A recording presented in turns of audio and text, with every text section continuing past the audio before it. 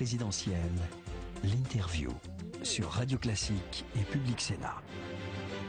Bonjour Michael Zamès, bonjour Claude Allègre, on est ravis de vous accueillir sur nos deux antennes. Le livre s'appelle Sarko ou le complexe de Zorro, publié aux éditions Plomb avec Dominique de Montvalon. Est-ce que vous considérez que ce qui s'est passé hier est une sorte de mascarade, comme le disent les partis de gauche et une grande partie des syndicats, ou est-ce que c'est une bonne nouvelle ou l'amorce de quelque chose qui vous intéresse? Je n'en sais rien. J'attends de voir. Ça commence bien. Je n'en sais rien parce que je regarde la campagne présidentielle se déplacer. Moi, je ne suis pas... Je suis un observateur libre. Et ce que j'ai cherché à faire dans mon livre, c'est de faire un bilan objectif et d'arrêter de discuter sur les postures des uns des autres, le Fouquet, tout ça, mais de regarder ce qui est fait réellement. Et puis de donner des éléments pour juger. Mais justement, Claude Allègre, allez-y, terminez cette phrase. Et donc, je regarde le total. Ce que je crois, c'est que le président de la République a fait une erreur de ne pas dire qu'il y avait la crise et qu'il fallait changer un certain nombre de dispositifs qu'il avait prévus dans son programme. De 2007. De 2007. Alors, aujourd'hui, il ajuste par morceaux. Mais c'est vrai que avec le problème du chômage actuel, la critique qui est faite de dire on consacre 4 milliards pour les mesures sur les heures supplémentaires, c'est un peu archaïque, c'est vrai. Donc voilà. Alors il a engagé, il y a des choses positives qui ont été faites.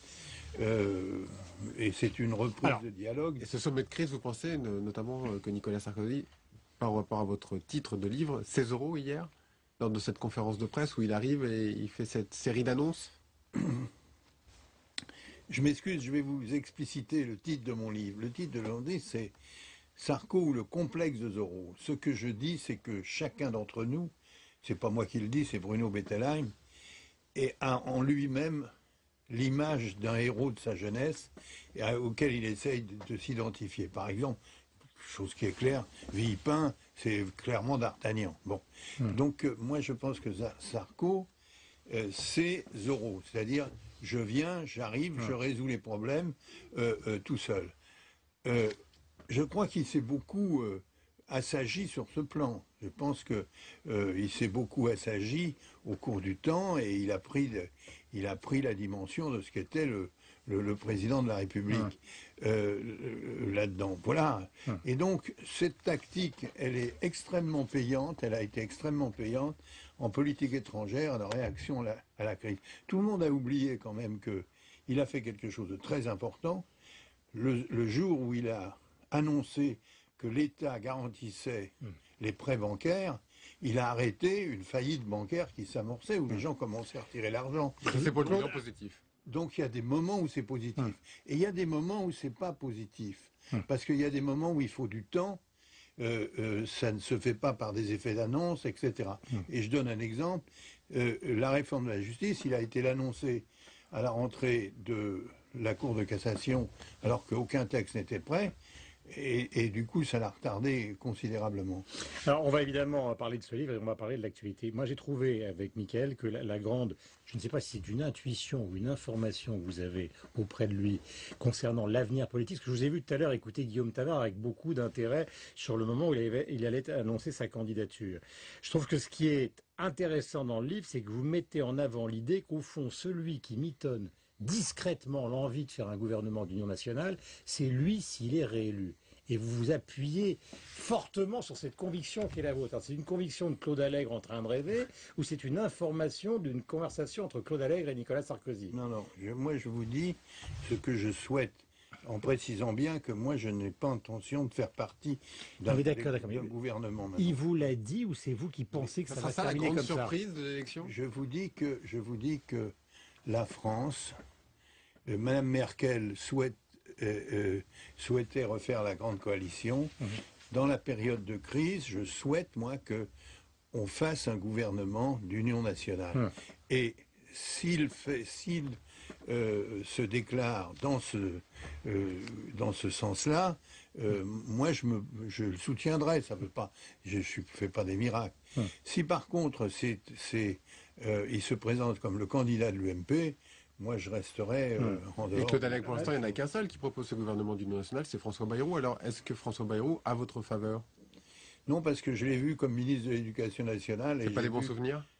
Ben non, il a introduit les syndicats dans l'éducation nationale comme maître absolu. Alors, il me paraît pas faire partie. Alors, c'est pas François Bayrou, c'est pas François Hollande, si on comprend bien non plus. Je pense qu'un gouvernement d'union nationale, parce qu'on est en période de crise, et que le problème numéro 1 va être de reconstruire l'Europe, de lutter là-dedans, je crois que sur ce plan-là, actuellement, avec les candidats qui sont en liste, c'est le meilleur. S'il y avait eu Dominique Strauss-Kahn, ça en parler dans les différent. Oui, mais le gouvernement d'union nationale, ce n'est jamais qu'un gouvernement d'ouverture élargie, d'une certaine manière, comme en 2007. Non, je pense pas.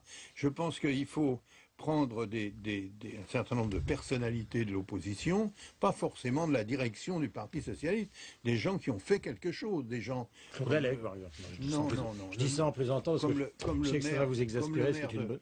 Comme le maire de Paris, comme le maire de Grenoble, comme le président de conseil régional d'Aquitaine, des gens qui ont fait quelque chose dont... Mais est-ce qu'ils seront prêts, eux, à jouer ce rôle-là je n'en sais rien. Au lendemain d'une défaite de la gauche? Parce que, enfin, je dis au lendemain, tout ça c'est présupposé, hein, c'est-à-dire si jamais Sarkozy l'emporte, si jamais... Ce dont je suis sûr, c'est d'une chose, c'est que s'il avait été dans les positions a été Chirac en 2002... Il aurait fait le gouvernement du national. S'il a été au deuxième tour contre Le Pen, il aurait fait le gouvernement du national. C'est une faute historique, d'ailleurs, à mon avis. On a plein de questions à vous poser avec Michael Zamès. Le portrait que vous faites de François Hollande est à la fois attachant, parce que vous dites que c'est un homme intelligent et plein d'autodérision, mais assez violent en expliquant que c'est un manœuvrier, que vous l'avez présenté à Lionel Jospin et que derrière votre dos, il a imposé auprès de Lionel Jospin Ségolène Royal à vos côtés quand vous étiez ministre de l'Éducation. Non, c'est pas vrai ça. Comment c'est pas vrai? C'est vous qui l'écrivez? Non. Il m'a proposé à moi. C'est moi qui ai proposé à Lionel Jospin. Oui. Ségolène Royal. Oui, mais enfin, il a beaucoup insisté dans votre dos. Oui, pas dans mon dos. Comment ça, pas dans votre dos? C'est vous qui... Non, pas dans mon dos. Il m'a demandé avec insistance. Vous n'en faites pas un portrait très flatteur. Et encore moins alors de ses alliés, les Verts, qui restent pour vous le cauchemar ambulant. Absolument. L'accord PS-Vert était pour moi le sommet de l'ineptie politique. D'abord parce qu'il n'était pas nécessaire, et puis céder quand les gens font 3%, ceux qui ont 55% cèdent aux 3%, c'est l'inverse de la démocratie. Michael Zamès. Je rappelle que le livre s'appelle Sarko, le complexe de Zorro. C'est une conversation avec Dominique de Montvalon et nous sommes avec Claude Allègre en direct. Alors, est-ce que finalement, le Parti socialiste est un handicap pour François Hollande? Quand on voit hier le flou et les problèmes qu'il y a eu sur les questions d'éducation. Ce que j'ai dit sur François Hollande, c'est c'est un homme qui a beaucoup de mal à décider. C'est un homme de compromis permanent. Et on l'a vu faire. Moi, je raconte que je ne l'ai jamais entendu dans une réunion dire à quelqu'un, je ne suis pas d'accord. Il est toujours d'accord avec tout le monde. C'est vrai que ça fait une différence avec vous, ça. Mais pas qu'avec moi, avec tout un leader. Et alors le consensus, avec le consensus, on ne peut pas gagner, c'est ça? Ah ben bien sûr que non. Il y a un certain moment, le leader, il doit.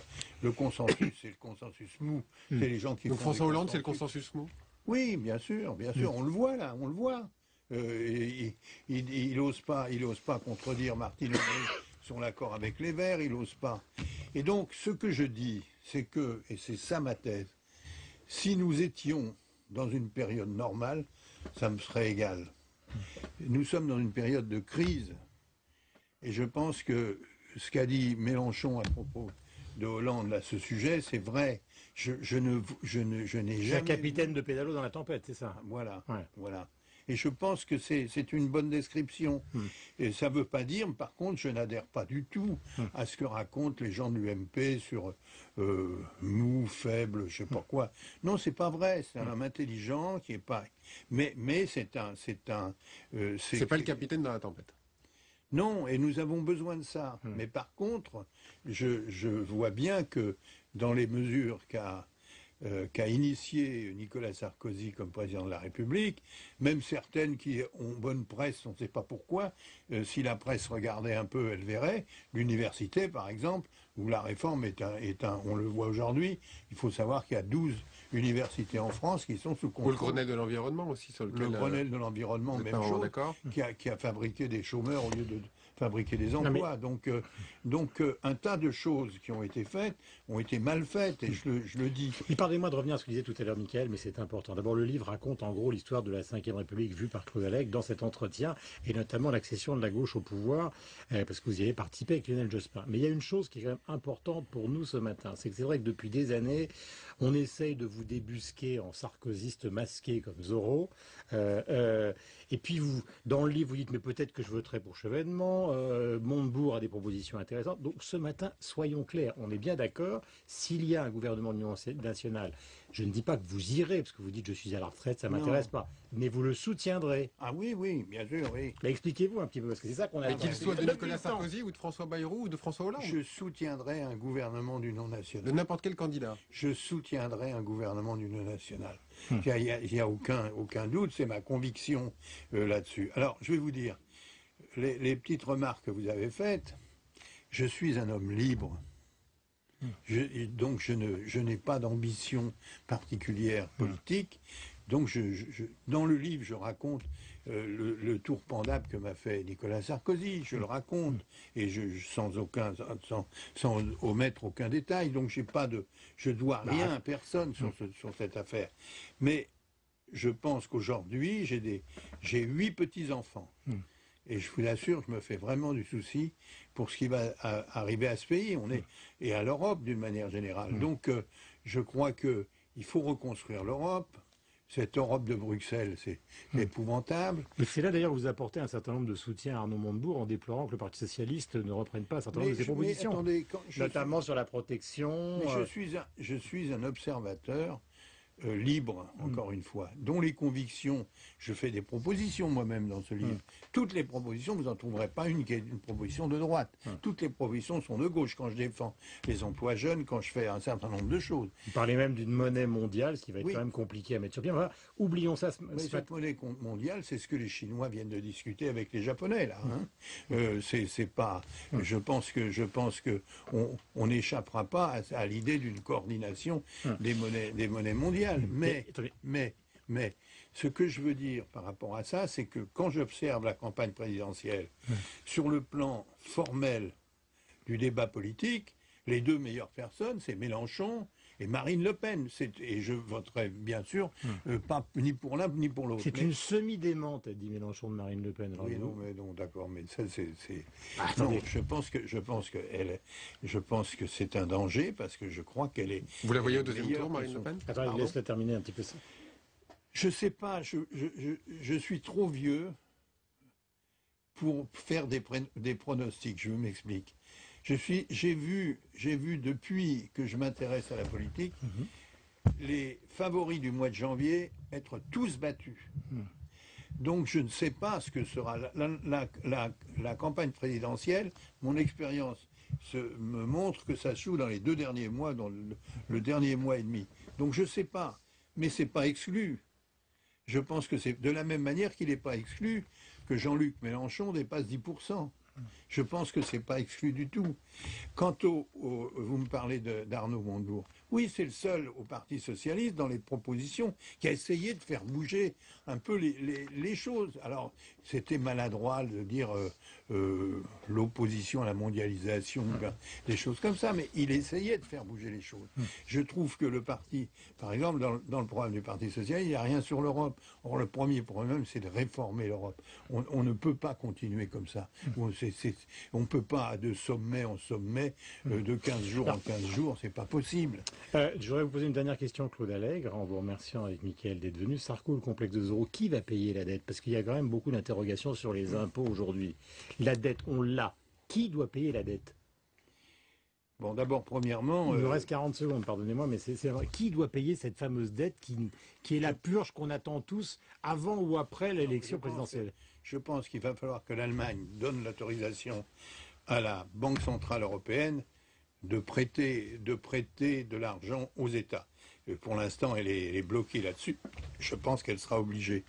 Et puis, deuxièmement, il faudra... Vous savez, je connais bien le budget de l'État et je pense qu'on peut faire beaucoup encore d'économies sur le budget de l'État, sans licencier des masses de gens. Voilà. Merci Claude Allègre. Le livre, c'est un livre d'entretien avec Dominique de Montvalon, Sarko ou le complexe de Zorro. Il est publié aux excellentes éditions Plomb. Bonne journée à vous. Merci d'être venu en direct sur nos deux antennes. Mickaël, on se retrouve demain avec Demain, Rachida.